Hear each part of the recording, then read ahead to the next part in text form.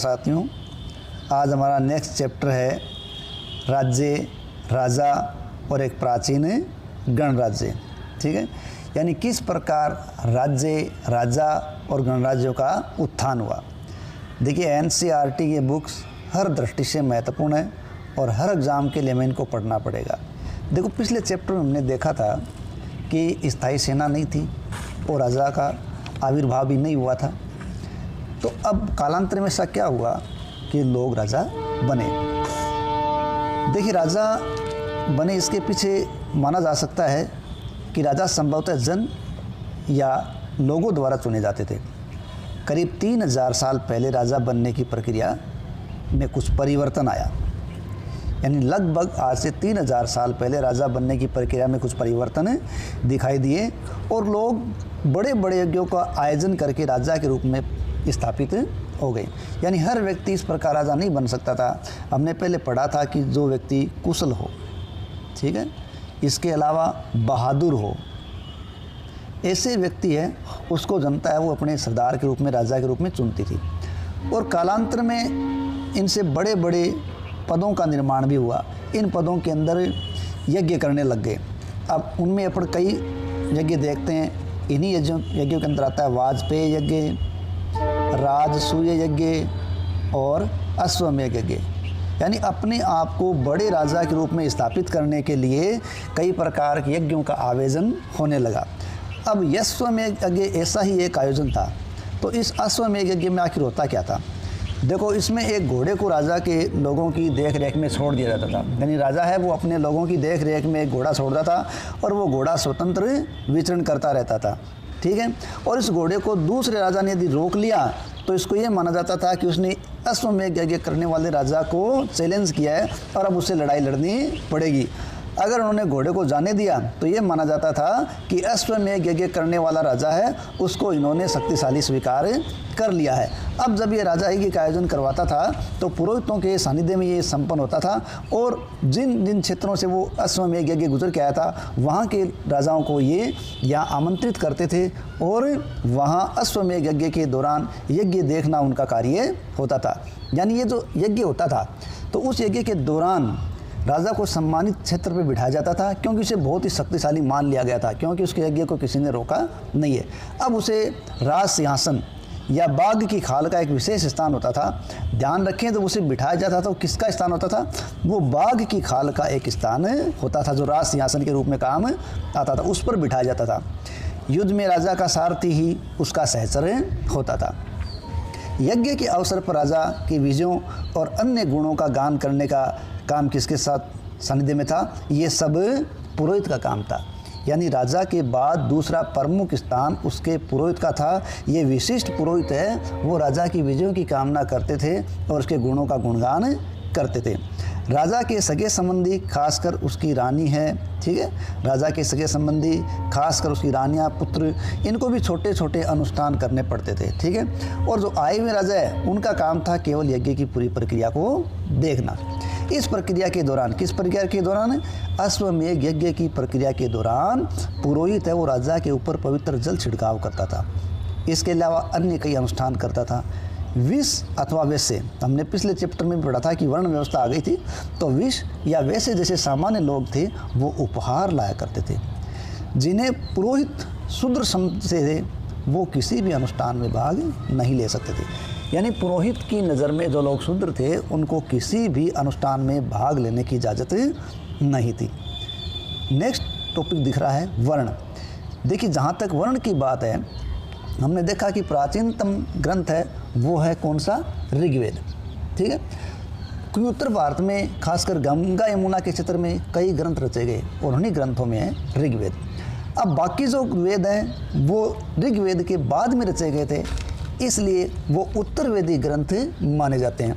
उत्तरवेदी ग्रंथ के अंदर सामवेद, यजुर्वेद, अथर्ववेद आदि आते हैं। ठीक है, पुरोहितों द्वारा रचित इन ग्रंथों में विभिन्न प्रकार के अनुष्ठानों और उनका संपादन कैसे किया जाए, उनकी विधियों और सामाजिक नियमों के बारे में बताया गया है। यानी क्या क्या बताया गया है? यानी विभिन्न प्रकार के यज्ञ के दौरान किए जाने वाले अनुष्ठान, उनके संपादन की विधियाँ और सामाजिक नियम आदि के बारे में इन वेदों या ग्रंथों में बताया गया। और उस समय समाज में देखो कई प्रकार के समूह थे। पुरोहित जिसमें योद्धा, कृषक, पशुपालक, व्यापारी, शिल्पकार, श्रमिक, मछली पकड़ने वाले, जंगल में रहने वाले, ये लोग शामिल थे। ठीक है, यानी कई समूह थे जिनमें योद्धा, पुरोहित, किसान, पशुपालक, व्यापारी, शिल्पकार, श्रमिक, मछली पकड़ने वाले, जंगल में रहने वाले कई प्रकार के लोग थे। यहाँ कुछ पुरोहित तथा योद्धा ये वैभवशाली थे। कौन कौन? पुरोहित तथा योद्धा। तो वहीं कुछ किसान और व्यापारी भी धनवान थे। दूसरी ओर पशुपालक, शिल्पकार, श्रमिक, मछली पकड़ने वाले, शिकार करने वाले, भोजन संग्रह करने वाले, ये सब लोग निर्धन वर्ग के लोग थे। पुरोहितों ने लोगों को 4 वर्णों में विभाजित कर दिया। ठीक है, और ये वर्ण कहलाए, यानी पुरोहितों ने समाज के लोगों को 4 वर्गों में बांट दिया और ये वर्ग क्या कहलाए? वर्ण कहलाए। और पुरोहितों ने प्रत्येक वर्ण के अलग अलग कार्य निर्धारित कर दिए। पहला वर्ण ब्राह्मणों का था। अब ब्राह्मण का काम था वेदों का अध्ययन अध्यापन कराना और यज्ञ करना, जिसके लिए उनको अच्छा उपहार मिलता था। तो पहला वर्ण हो गया ब्राह्मण। दूसरा स्थान था शासकों का, जिसमें क्षत्रिय आते थे। ठीक है, इनका काम था युद्ध करना और लोगों की रक्षा करना। तीसरा स्थान था वैश्य, वैश्य का, जो अधिकांश व्यापारी वर्ग हुआ करता था। इसमें किसान, पशुपालक, व्यापारी आदि आते थे। क्षत्रिय, वैश्य दोनों को ही यज्ञ करने का अधिकार था। ठीक है, वर्णों में अंतिम स्थान जो मिला हुआ था वो मिला हुआ था किनको? शूद्रों को। और इनका काम था अन्य तीनों वर्णों की सेवा करना और ये किसी भी प्रकार के अनुष्ठान में भाग नहीं ले सकते थे। यानी शूद्र वर्ग को किसी भी अनुष्ठान करने का अधिकार नहीं था। और प्राय ये भी देखने में आता है कि औरतों को भी शूद्रों की श्रेणी में ही माना गया है, क्योंकि उनको भी किसी प्रकार के अनुष्ठान तथा वेदों के अध्ययन का अधिकार नहीं था। ठीक है, नेक्स्ट आगे देखिए कि पुरोहितों के अनुसार सभी वर्णों का निर्धारण जन्म के आधार था। यानी पुरोहितों ने जो वर्ग बांटे थे वो जन्म के आधार पर बांट दिए। लेकिन ब्राह्मण माता पिता की संतान जैसे ब्राह्मण हो गई, तो बाद में कुछ लोगों को ब्राह्मणों ने अछूत भी मान लिया। तो अछूत वर्ग के अंदर अब जो अछूत है उनमें शिल्पकार, शिकारी, भोजन संग्रह करने वाले, इस प्रकार के लोग थे। कुछ ऐसे लोग भी थे जो शवों को दफनाने का काम करते थे या शवों को जलाने का काम करते थे। इन सब लोगों का संपर्क है वो अपवित्र माना जाने लगा और इस अपवित्रता के कारण को शूद्र श्रेणी के अंदर डाल दिया गया। तो ब्राह्मणों ने इस प्रकार की व्यवस्था बनाई, लेकिन बहुत से लोगों ने इस प्रकार की व्यवस्था को स्वीकार नहीं किया। और जहाँ राजा है वो स्वयं को कई बार पुरोहितों से श्रेष्ठ मानते थे। और कुछ लोग ऐसे थे जो जन्म के आधार पर इस प्रकार वर्ग निर्धारण को ही गलत मानते थे, वो सही नहीं मानते थे। और कुछ लोग ये मानते थे कि व्यवसाय के आधार पर जो लोगों को भेदभाव किया गया है वो गलत है। जबकि कुछ लोग चाहते थे कि अनुष्ठान संपन्न करने का अधिकार सबका हो, किसी विशेष वर्ग का न हो। लोगों ने छुआछूत की आलोचना की। इस उपमहाद्वीप के पूर्वोत्तर क्षेत्र जैसे कई इलाकों में सामाजिक आर्थिक असमानता बहुत कम थी। यानी पूर्वोत्तर क्षेत्र की बात करें तो वहाँ सामाजिक आर्थिक असमानता बहुत कम थी, क्योंकि यहाँ पर पुरोहितों का प्रभाव भी सीमित था। जनपद देखिए, महायज्ञ कराने वाले राजा अब जन के राजा नहीं थे, बल्कि वो जनपदों के राजा थे, क्योंकि छोटे छोटे जनों को मिलाकर बड़े बड़े जनपदों का निर्माण हो गया था। अब जनपद का शाब्दिक अर्थ क्या होता है? जनपद का शाब्दिक अर्थ होता है जन के बसने की जगह। ध्यान रखें, जनपद का शाब्दिक अर्थ है जन के बसने की जगह। तो इस प्रकार कई बस्तियां खुदाई के अंदर मिली हैं पुरातत्वविदों को, यानी कई जनपद उनको प्राप्त हुए हैं। जैसे दिल्ली के पास पुराना किला, दिल्ली में कौन सा है? पुराना किला। उत्तर प्रदेश में मेरठ के पास हस्तिनापुर और एटा के पास अतरंजी खेड़ा, ये कुछ इस प्रकार के पुरातात्विक बस्तियां हैं। ठीक है, इस खुदाई से पता चलता है कि ये लोग झोंपड़ियों में रहते थे, मवेशियों और अन्य जानवरों को पालने का काम ये करते थे। इसके अलावा चावल, गेहूं, धान, जौ, दाल, गन्ना, तिल, सरसों जैसी फसलें उनको उगाने का पता था। यानी इस प्रकार के जनपदों के लोग फसल उगाया करते थे। ध्यान रखिए, हमने पिछले चैप्टर के अंदर इनाम गांव के बारे में पढ़ा था, वहाँ हमें गन्ने के उल्लेख नहीं मिले थे। ठीक है, यहाँ गन्ना भी एक अलग शब्द दिखा रहा है। नेक्स्ट अपने को दिख रहा है बर्तन। देखिए, यहाँ एक बर्तन दिया गया जो कटोरी है, चित्रित दूसरे पात्र। ये ज़्यादातर थालियाँ और कटोरियाँ मिले इस पात्र के रूप में। ये पात्र बहुत ही पतली सतह और सुंदर और चिकने हैं। शायद इनका प्रयोग खास मौक़ों पर महत्वपूर्ण लोगों को भोजन परोसने के लिए किया गया होगा। ठीक है, लोग मिट्टी के बर्तन भी बनाते थे। इनमें कुछ धूसर और कुछ लाल रंग के हुआ करते थे। इन पुरास्थलों में कुछ विशेष प्रकार के बर्तन भी मिले हैं जिनको चित्रित धूसर पात्र के रूप में जाना गया। क्यों कि धूसर है कलर में और इन पे विशेष प्रकार का चित्रण किया गया है। इन बर्तनों पर जो चित्रांकन है वो चित्रांकन आमतौर पर या तो सरल रेखा का है या ज्यामितीय आकृतियाँ बनाई गई है। यानी चित्रित दूसर मृद पात्रों पर किस प्रकार का अंकन है, या तो सरल रेखाओं का अंकन है या ज्यामितीय आकृतियाँ, जैसे अपने को इस पात्र के ऊपर ज्यामितीय अंकन दिखाई दे रहा है। ठीक है। नेक्स्ट महाजनपद। देखिए, जन से आए जनपद और जनपद से आगे महाजनपद। करीब 2500 साल पहले कुछ जनपद है वो बहुत ज़्यादा महत्वपूर्ण हो गए थे। क्यों? क्योंकि इन जनपदों ने क्या किया, अन्य छोटे छोटे जनपदों को जीतकर विशाल क्षेत्र बना लिया। अब ये जनपद महाजनपद कहलाने लगे। यानी जन से जनपद और जनपदों से महाजनपद बन गए। और अधिकतर जो महाजनपद बने ईसा पूर्व 6वीं शताब्दी के अंदर अपन देखें तो हमें 16 महाजनपदों के बारे में जानकारी मिलती है। यानी ईसा पूर्व 6वीं शताब्दी में भारत में कितने महाजनपद आते हैं सामने? 16 महाजनपद आते हैं। ठीक है। और अधिकतर जो महाजनपद थे इनकी एक राजधानी होती थी, और वो राजधानी होती थी वो भी ऊंची ऊंची दीवारों से, ठीक है, घिरी होती थी। कुल मिला के उनकी पूरी किलेबंदी की जाती थी। और किलेबंदी क्यों करते थे? किलेबंदी इसलिए करते थे कि अन्य राजाओं का आक्रमण है उससे वो सुरक्षा चाहते थे। ठीक है। यानी जब जनपद से महाजनपद बने तो आक्रमणों का सिलसिला चल पड़ा और जनपदों ने अन्य जनपदों को अधिकार में लेना शुरू कर दिया। इस कारण हर जनपद अपनी सुरक्षा करना चाहता था। उसने अपने चारों तरफ लकड़ी, ईंट, पत्थर आदि की ऊंची ऊंची दीवारें बनाई, किलेबंदी की, ताकि लोगों के आक्रमण से अपने क्षेत्र की सुरक्षा कर सके। ठीक है। तो ये प्रभावशाली दीवार उनकी समृद्धि के लिए भी थी। यानी कुछ राजा अपनी समृद्धि के लिए भी इस प्रकार की दीवारों को खड़ा करते थे। अब देखिए, मानचित्र के अंदर बहुत से महाजनपदों के बारे में अपने को यहाँ दिखाया गया। कुछ महाजनपदों को मैं आपके सामने डिनोट कर रहा हूँ। ये देखिए, मगध। प्राचीन भारत के अंदर मगध ने सबसे पहले अपने आप को बहुत एक विशाल साम्राज्य के रूप में स्थापित किया था। इसी के पास देखिए वज्जी, वैशाली, कौशाम्बी, उज्जैन, अवंती, ये कुछ उस समय के क्या है, महाजनपद है। ठीक है। जो लगभग एक दूसरे से ज़्यादा दूर नहीं थे। लेकिन कुछ ऐसे थे, जैसे अपन बात करें उत्तर पश्चिम की तरफ तो ये गांधार, कौन सा है, गांधार।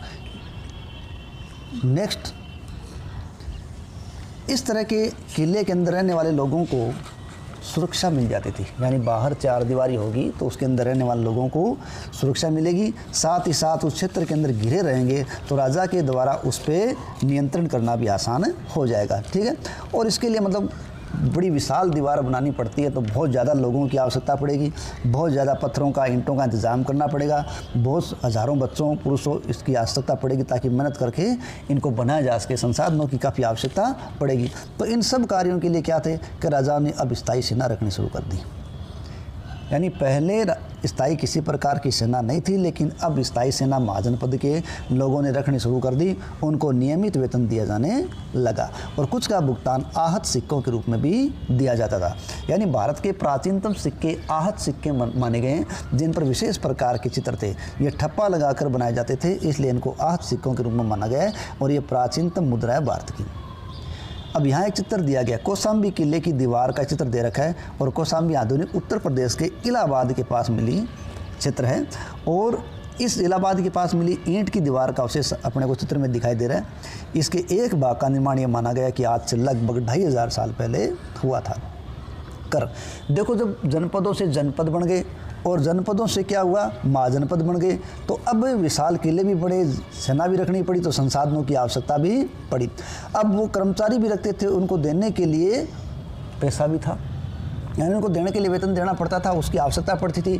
जबकि पहले क्या था, पहले उपहार के द्वारा काम चल जाता था, लेकिन अब उपहारों के द्वारा काम चलना मुश्किल था, इसलिए उनके लिए वेतन की व्यवस्था करनी पड़ती थी। वेतन की व्यवस्था करने के लिए अब जनता पर अलग अलग लोगों पर अलग अलग प्रकार से करों का आरोपण किया गया। अब कौन कौन से कर कैसे लगाए गए ये देखिए। देखो, फसल पर कर लगाया गया और अधिकांश लोग हैं वो फसल लगाने वाले थे, इसलिए सबसे ज़्यादा कर है वो फसल लगाने से आता था। और उपज का 1/6 भाग है वो लिया जाता था, जिसको भाग कहा जाता था। यानी अब महाजनपदों के राजा उपज का 1/6 भाग कर के रूप में लेने लगे थे और ये कर भाग कहा जाता था। इधर जो कारीगर है उन पर भी कर लगाए जाते थे। वो कारीगर क्या करते थे, महीने में एक दिन राज्य के लिए निःशुल्क काम करके आया करते थे। तो ये थे बुनकर, लोहार, सुनार आदि। ये राजा के लिए महीने में एक दिन निःशुल्क काम करते थे, यानी श्रम के रूप में ये अपना मूल्य या कर चुकाया करते थे। पशुपालक है वो जानवरों के उत्पाद है वो कर के रूप में देते थे। व्यापारी वो सामान खरीदने बेचने पर कर देते थे, और आखेटक तथा संग्राहक है उनको भी जंगल में से प्राप्त वस्तुओं को कर के रूप में देना पड़ता था। इस प्रकार कहने का मतलब है महाजनपदों को अपनी आय के लिए करों का रोपण करना पड़ा। कृषि में परिवर्तन। अब जब महाजनपदों का काल आ गया तो खेती में भी किस प्रकार का परिवर्तन आया। देखिए, खेती में एक आमूलचूल परिवर्तन इसलिए आया कि अब लकड़ी के फाल के स्थान पर हल है, उसके अंदर लोहे के हल बनने लगे। यानी अब हल का जो फाल है वो अब लोहे का बनने लगा, जबकि पहले वो लकड़ी का बनता था, इसलिए से काम करने में उसमें कठिनाई आती थी। लेकिन जब लोहे का फाल बनने लगा तो कठोर ज़मीन को भी चीरना फाड़ना खोदना आसान हो गया, और लोहे के फाल से आसानी से भूमि को जोता जाने लगा। अब इससे क्या हुआ, फसल की उपज बढ़ गई। लोगों ने धान के पौधों का रोपण शुरू कर दिया। पहले क्या था, खेत में बीजों को छिड़क कर वो धान उपजाते थे, तो इससे क्या हुआ, फसल कमज़ोर होती थी। लेकिन अब बीजों को छिड़क कर धान उपजाने के बजाय धान की पौध तैयार करके वो उसका रोपण करने लगे। अब पौध तैयार करके रोपण करने लगे तो ज़्यादा पौधे जीवित रह सकते थे, इसलिए पैदावार भी ज़्यादा होने लगी। हालांकि इतना ज़रूर था, कई इस प्रकार के काम के लिए पौध रोपण करने के लिए कमर तोड़ मेहनत करनी पड़ती थी, इसलिए काम करने वाले लोगों की संख्या ज़्यादा होती थी। यानी जो काम करने वाले थे वो ज़्यादातर दास दासी भूमिहीन खेतिहर मजदूर हुआ करते थे, और वो ये काम पौध रोपण करते थे। इस प्रकार कृषि में परिवर्तन हुआ और खर्च ज़्यादा होने लगी। सूक्ष्म निरीक्षण। तो इस लेसन के अंदर अपने को 2 क्षेत्रों के बारे में विशेष जानकारी दी गई है। उनमें एक क्षेत्र है मगध। ठीक है, देखिए प्राचीन भारत के अंदर यदि हम सबसे पहले किसी पनपते हुए क्षेत्र का जिक्र करते हैं तो वो आता है मगध। यानी लगभग 200 सालों के भीतर मगध एक महत्वपूर्ण जनपद से महाजनपद के रूप में उभर आया। अब ऐसा क्या था कि मगध ने अपने आप को महाजनपद के रूप में उभारा। देखो, इसका सबसे मुख्य कारण तो था गंगा और सोन जैसी नदियाँ। ठीक है, यानी ये गंगा और सोन जैसी नदियां हैं वो मगध में थी, इसलिए मगध से होकर बहने के कारण वो अलग ही पानी का क्षेत्र था। इसी प्रकार यातायात का साधन इसलिए बढ़िया था, जल वितरण व्यवस्था है वो बढ़िया हो गई थी, और साथ ही साथ यहाँ ज़मीन को उपजाऊ बनाने के लिए पानी पर्याप्त मात्रा में मिल रहा था।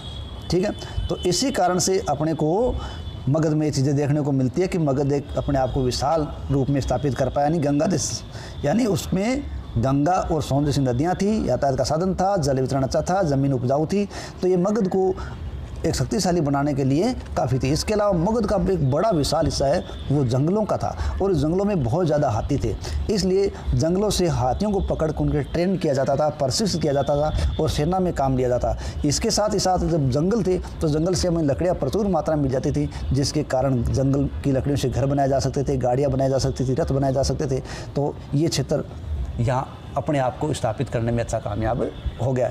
इसके अलावा मगध के इस क्षेत्र के अंदर लोह अयस्क की खाद्यान्नें थी।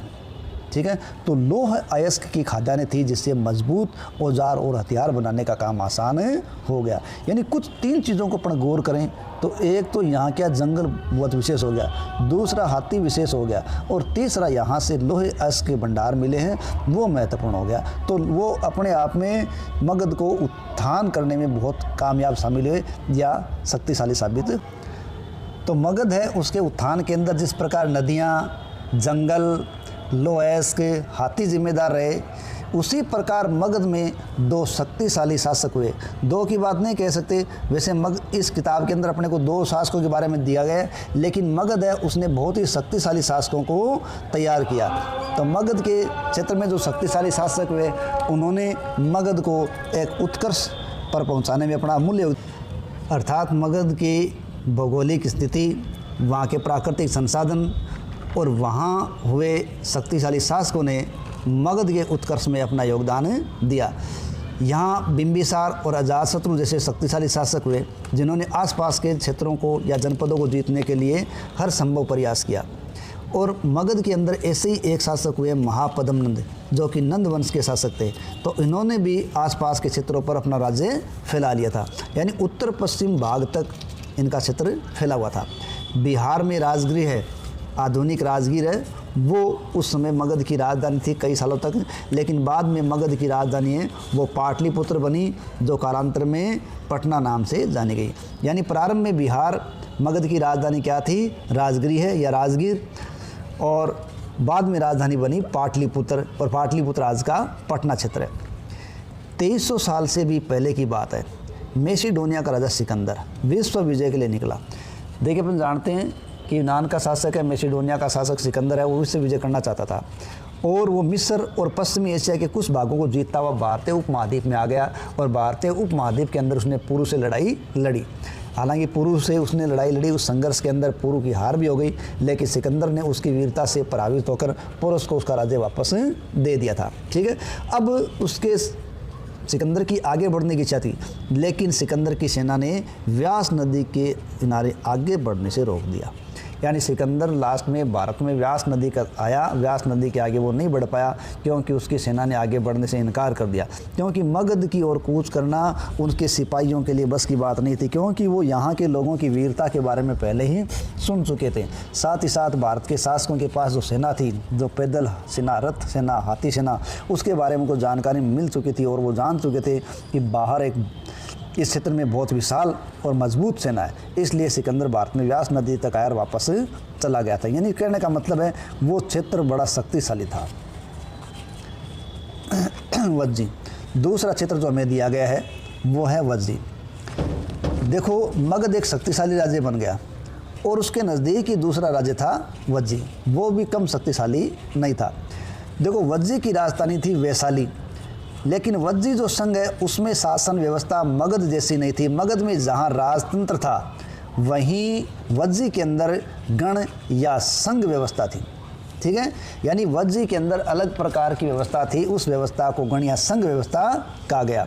गण या संघ के अंदर कई शासक होते थे और कभी कभी लोग एक साथ ही शासन किया करते थे और प्रत्येक व्यक्ति क्या था, गण या संघ का राजा कहलाता था। और ये सभी राजा आपस में विभिन्न अनुष्ठान करते तो एक साथ बैठते, सभा करते एक साथ बैठते, कोई बहस या वाद विवाद के जरिए वो कोई फैसला करते तो साथ करते। इस प्रकार वो शत्रुओं से निपटने के लिए भी मिलकर चर्चाएं करते थे। तो ये उनकी एकता का बहुत बड़ा इशू था। हाँ, स्त्रियां, दास, कमकार, इनको हिस्सा लेने की इजाज़त नहीं थी। यानी वज्जी संघ के अंदर जो संघ के प्रधान हुआ करते थे या कई लोग मिलकर एक साथ सभी लोग शासक के रूप में काम चलाते थे, उस फैसलों के अंदर स्त्रियां, दास, कमकार आदि सभाओं में हिस्सा नहीं ले सकते थे। ठीक है, तो यहाँ देखिए जो गण शब्द है उसका प्रयोग कई सदस्यों वाली सभा के लिए लिया गया है। ठीक है, और संघ अर्थात संगठन। ठीक है, तो इस प्रकार ऐसा माना गया कि वज्जी है ना वो 8 क्षेत्रों का एक संघ था। ठीक है, तो इसकी शासन व्यवस्था बहुत अलग थी। महावीर स्वामी और गौतम बुद्ध दोनों ही इन महाजनपदों से संबंधित थे और इन दोनों के ग्रंथों के अंदर हमें इनके बारे में जानकारी भी मिलती है। वज्जी संघ के बारे में एक वर्णन है, वो दीर्घ निकाय में दिया गया है। किस निकाय में दिया गया है? दीर्घ निकाय में। अब उस दीर्घ निकाय क्या है? दीर्घ निकाय बौद्ध ग्रंथ है, जिसमें हमें बुद्ध के बारे में बहुत सी जानकारी मिलती है और ये लगभग आज से 2300 साल पुराना ग्रंथ है। कितना पुराना है? 2300 साल पुराना ग्रंथ माना गया। अजातशत्रु क्या हुआ? अजातशत्रु जो मगध का शक्तिशाली शासक था, वो अपने पास स्थित एक शक्तिशाली क्षेत्र वज्जी संघ को नहीं देख सकता था, तो वो चाहता था कि वज्जी संघ को मगध के अधीन लाया जाए। इसलिए वो वज्जी संघ पर आक्रमण करना चाहते थे। तो उन्होंने वार्तालाप के लिए अपने मंत्री वत्साकार को बुद्ध के पास भेजा कि वो किस प्रकार वज्जी संघ पर आक्रमण करें या नहीं करें। ठीक है, तो बुद्ध ने वत्साकार जो अजातशत्रु का मंत्री था उससे कुछ प्रश्न पूछे। बुद्ध ने पूछा था कि वज्जी संघ की यदि सभाएं नियमित होती है, सभी सदस्य उसमें उपस्थित होते हैं, ठीक है, तो वो शक्तिशाली है, वो उन्नति करते रहेंगे। तो उन्होंने कहा, बुद्ध ने कहा, वे पूर्ण और नियमित सभाएं करते रहेंगे, आपस में मिलकर रहेंगे, पारंपरिक नियमों का पालन करेंगे, बड़ों का सम्मान, समर्थन और उनकी बातों पर ध्यान देंगे। ठीक है, ये कौन कह रहा है? ये महात्मा बुद्ध के द्वारा वत्साकर से पूछा जा रहा है क्या कि इस प्रकार का काम कर सकते हैं। तो जब इस प्रकार की बातें आई, यानी वज्जी महिलाओं के साथ जोर जबरदस्ती नहीं करेंगे, उनको बंधक नहीं बनाएंगे, शहरों तथा गांव में क्षेत्रों का रख रखाव करेंगे, विभिन्न मतावली संतों का सम्मान करेंगे, उनके आने जाने पर कोई रोक टोक नहीं लगाएंगे। इस प्रकार के कार्य वज्जी संघ के लोग जब तक करते रहेंगे उनको कोई नहीं हरा सकता, उनकी एकता अटूट रहेगी। तो अब जब महात्मा बुद्ध के द्वारा ये बातें जब वत्साकर को बताई गई तो अजातशत्रु ने वज्जी संघ को जीतने के लिए छल कपट का सहारा लिया और पहले वज्जी संघ के लोगों के अंदर फूट उत्पन्न करवाई और फूट डालकर उस क्षेत्र को जीतने में वो कामयाब हो पाए थे, क्योंकि कई शक्तिशाली राजा है वो इन संघों को जीतना चाहते थे। इसके बावजूद उनका राज्य अब से लगभग 1500 साल पहले तक चलता रहा। उसके बाद गुप्त शासकों ने गण और संघ पर विजय प्राप्त करके उनको अपने राज्य में मिला लिया था। ठीक है, अन्यत्र।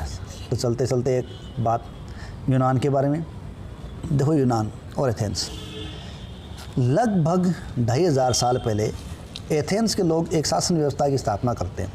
यानी आज से लगभग 2500 साल पहले एथेंस के लोगों ने एक नई शासन प्रणाली शुरू की थी। उस शासन प्रणाली को प्रजातंत्र या गणतंत्र कहा गया, लेकिन वो पूर्ण गणतंत्र नहीं था, वो एक अपने आप में सीमित गणतंत्र था। तो ये पूर्ण गणतंत्र क्यों नहीं था, सीमित गणतंत्र क्यों था? देखिए, जिन्होंने यूनान या एथेंस के लोगों ने जो प्रजातंत्र या गणतंत्र व्यवस्था लागू की थी वो लगभग 200 साल तक चली। ठीक है, और इसमें क्या था, उसमें 30 साल से ऊपर के उन सभी पुरुषों को पूर्ण नागरिकता प्राप्त थी जो दास नहीं थे। कहने का मतलब यहाँ एक अर्ध जनतंत्र की काम हो गई ना, यानी दासों को यहाँ नागरिकता नहीं दी गई। तो ये अलग था। वहाँ एक सभा थी जो महत्वपूर्ण विषयों पर निर्णय लेती थी और साल भर में कम से कम 40 बार वो सभा बुलाई जाती थी और सभा में सभी नागरिक भाग ले सकते थे। शासन के कई पदों पर जो नियुक्तियाँ होती थी वो लॉटरी द्वारा निकाली जाती थी और सभी नागरिकों को सेना और नौसेना में अपनी सेवाएं देनी पड़ती थी। अब यहाँ एक अलग बात हो गई कि औरतों को नागरिक का दर्जा नहीं था। यानी एक तो ये हो गया कि जो नागरिकता थी वो दासों को नहीं दी गई थी, दूसरी औरतों को नागरिक का दर्जा नहीं मिला था। इसके अलावा व्यापारी तथा शिल्प काम करने वाले, एथेंस में रहने वाले और काम करने वाले बहुत से विदेशियों को भी नागरिक अधिकार नहीं मिले थे। तो इस प्रकार अपने आप में वो एक सीमित गणतंत्र था।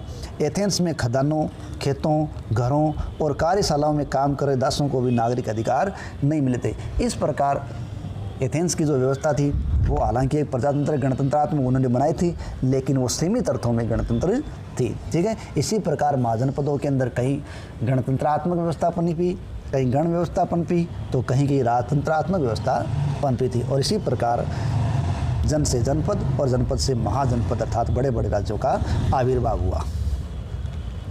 जय हिंद।